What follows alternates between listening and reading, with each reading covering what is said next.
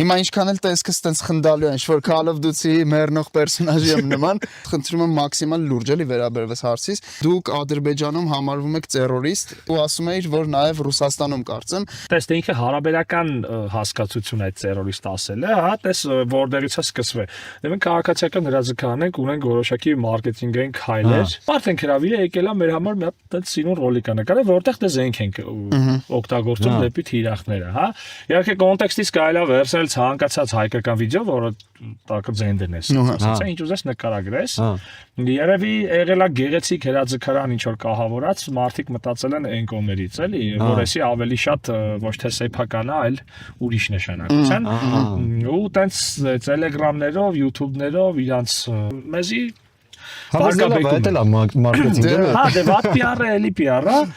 բայց դե իրանց կողմից վատ PR-ը, մեր կողմից լավ PR-ը։ Այդ Ռուսաստանի տեսանկյունից էլ Ռուսաստան դե չի համարվում այդպես, բայց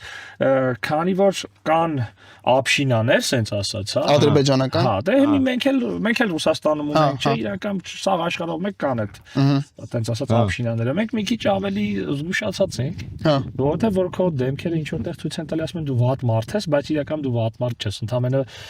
բիզնեսմեն ես, հա, դու մի քիչ ավելի անհանգստանում ես։ Իրական միտքը դրանում է, բայց դե որտեղ կա զենք, սենց տենից կարելի է վերցնել ու աճացնել թեման, էլի։